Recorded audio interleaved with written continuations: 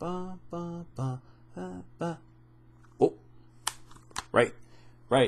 Forgot about that. There's a show to do. Welcome to the show, everybody.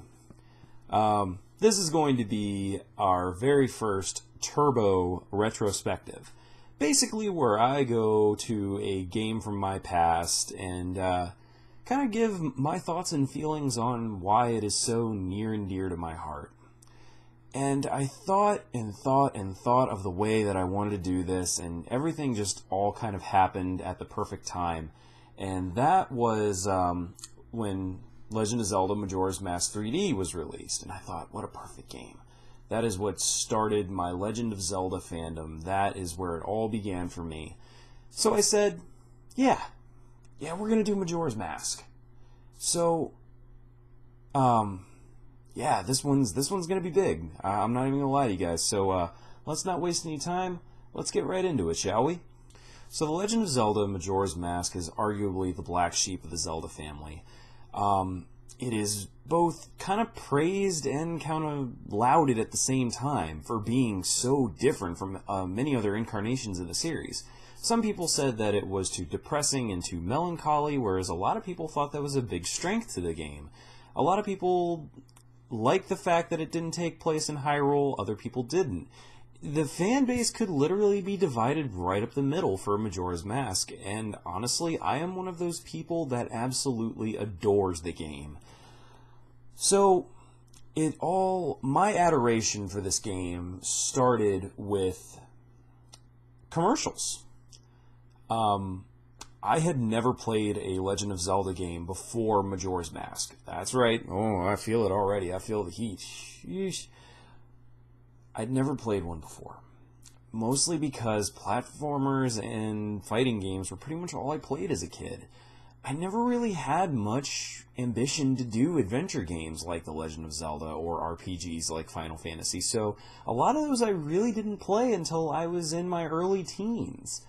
And I, being a really big wrestling fan, actually saw promos for this game while I was watching wrestling one night, and me and my brother were just enthralled. Like, we wanted to see more. We saw these cool masks, and that a hero only had 3 days to save the world, and who knows, maybe it was just the commercials that were brainwashing our tiny brains into saying, oh my god, we must have this, but, yeah, we got it, and it was big. It was something we had never done before, so it was a learning experience for us.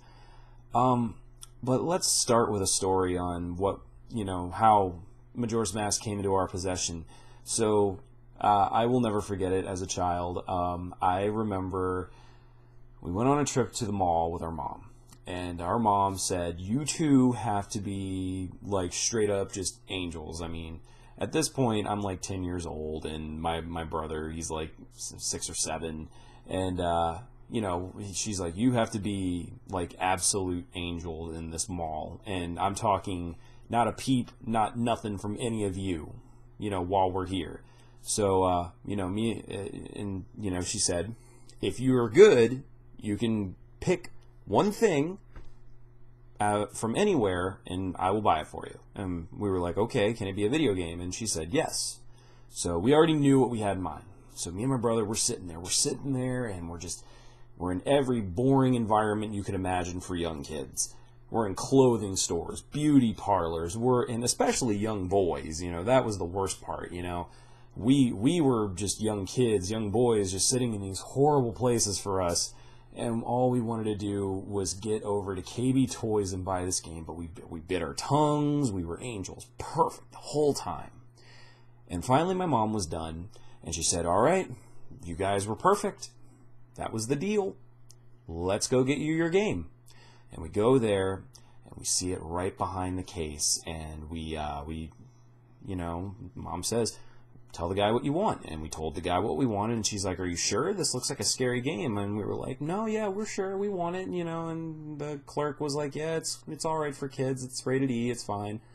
And we took it home, we pulled that cartridge out of the box, and it was this cool gold and 3D holographic cover. Man, it just was so cool just sitting there in our N64.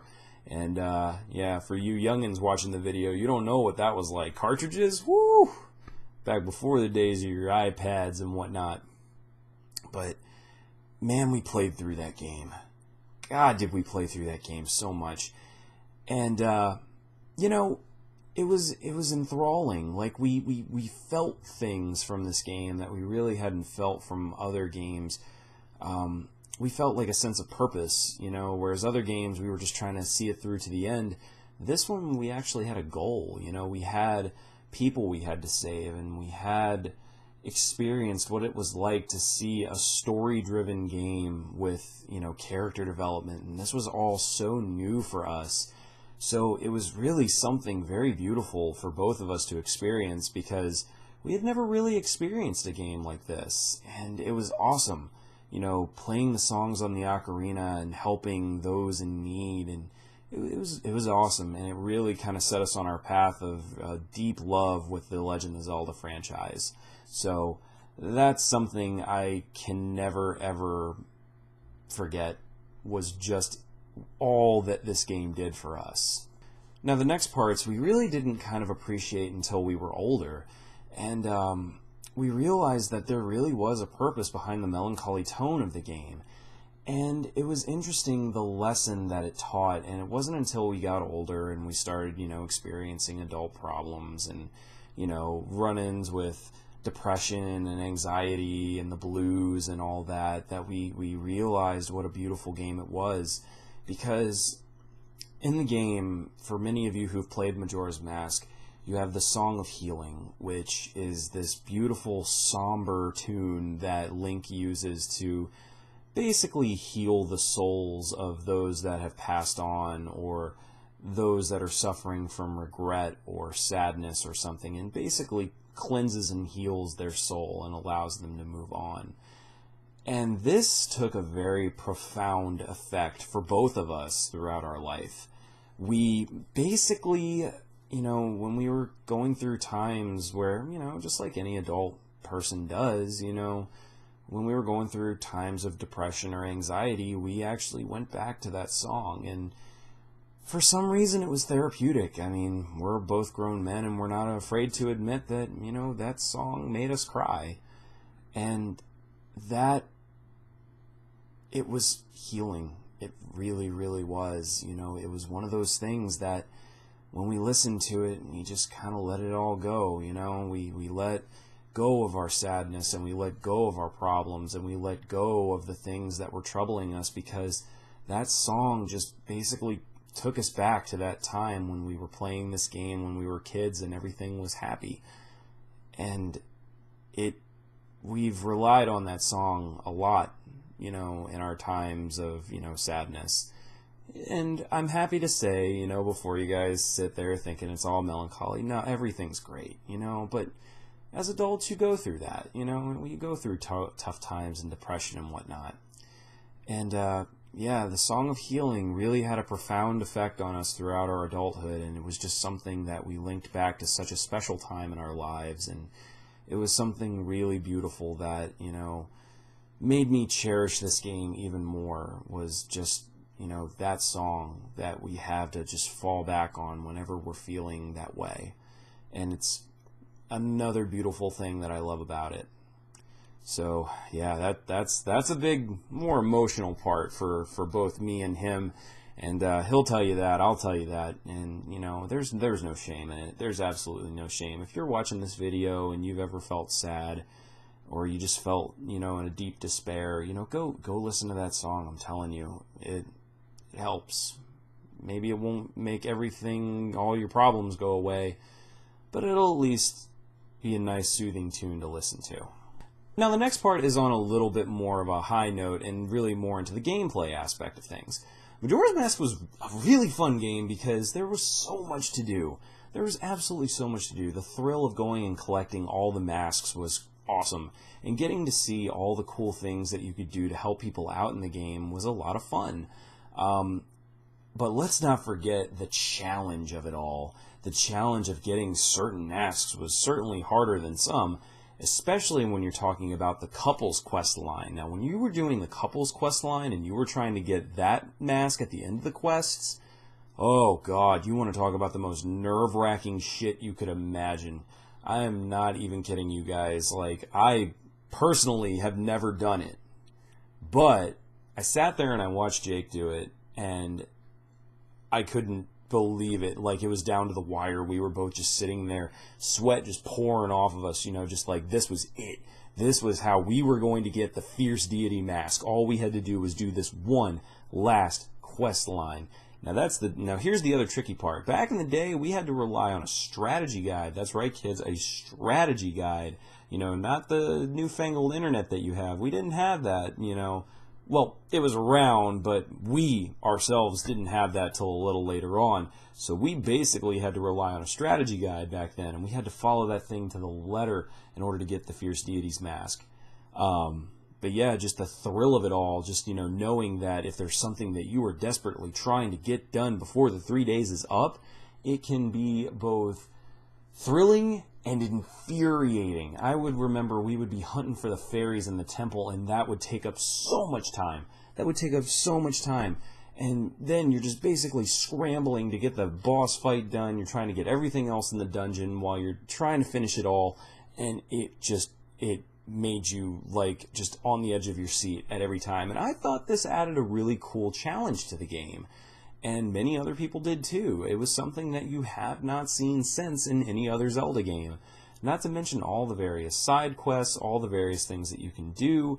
It was something that was really cool. Another thing that I appreciated about The Legend of Zelda Majora's Mask was that it didn't take place in Hyrule. I really loved the fact that it didn't take place in Hyrule because, well, I mean, that's really one of the things that gave this game a really big identity.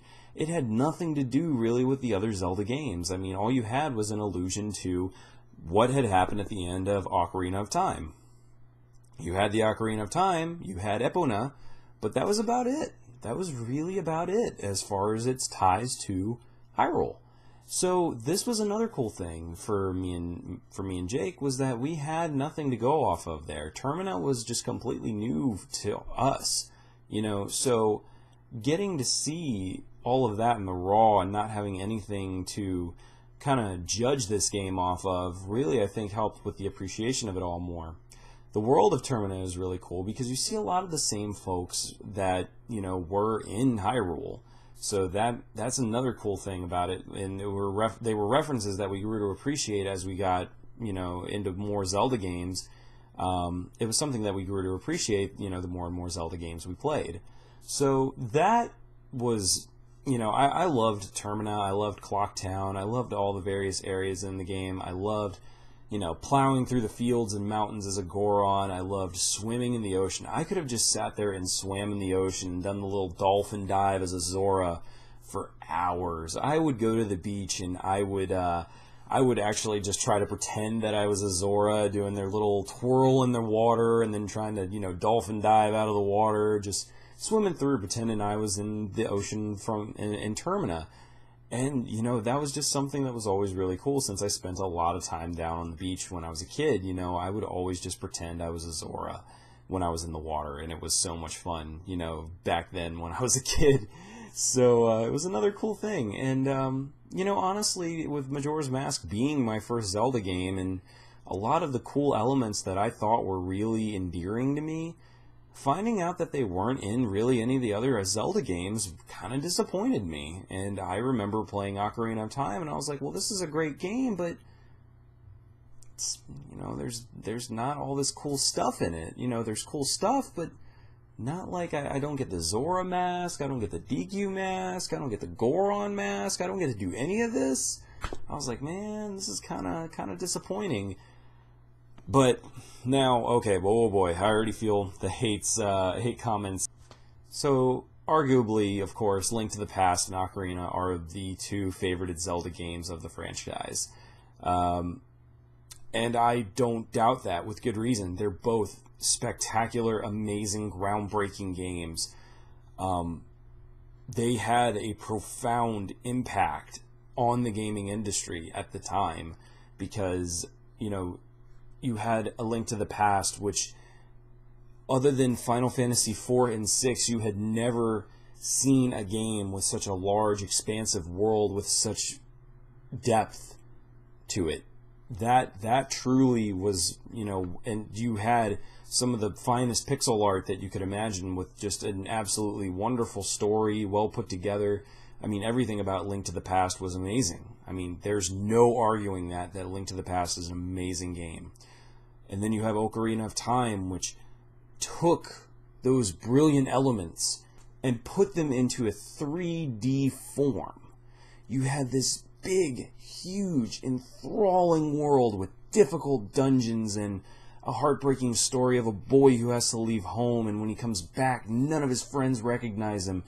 You have the whole world's responsibilities on his shoulders, and you have so many characters that are just relying on him in these games, and you can't ignore those profound impacts that both of those games had. I can never take that away from Ocarina or Link to the Past. They are rightfully where they should be, at the top. But in my heart of hearts, I've played through pretty much every Zelda game now in my time, and still none of them do for me what Majora did. And I have found myself playing Majora again and feeling that old sense of whimsy. I was worried when I popped Majora's 3D in, and I was scared. I was like, what if this isn't as great as I remember it? What if it's not the game that I remember it to be? What if I was just caught up in whimsy as a kid? What if my whole perception of this game changes? I was afraid of that. And I'm happy to say nothing changed. Nothing changed at all. And I really couldn't have been more happy. And it's one of those things that, when you get older and you start watching things that you watched when you were a kid, and you start playing games you played when you were a kid, and you don't get that same sense of whimsy, it bums you out. But Majora, I'm happy to report I still got it. Hearing that little tune when I walked into Clock Town, that joyous little tune, and then hearing the Song of Healing again sent chills up my spine, going through and doing all the old dungeons as if nothing had changed. It's still there. It's all still there. That feeling of impending doom when the moon was crashing down on Clocktown and you only had seconds left to go ahead and hit the Song of Time. It's all still there. It's all still there, man. I'm happy to say that. Not a thing about how great this game is has changed for me. Even playing through arguably better Zelda games, I still love this game the most. I still love Majora's Mask more than any other Zelda game, and nothing at this point can change that, because nothing has. I've played through the best, and I'm sure I'll play through the rest, but nothing will be what this game is. Is that to say I don't enjoy the other Zelda games? No, I love them. I love them to death. But Majora will always be my favorite. And I'm happy to say that this 3D HD port has done an amazing job of bringing it back to life.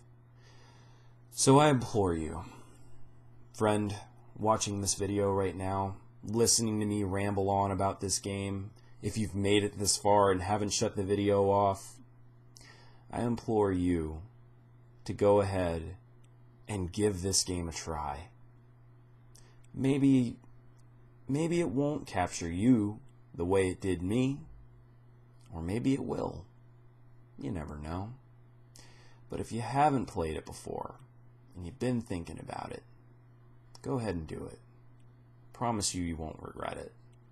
It's an amazing game, and something that is very near and dear to my heart.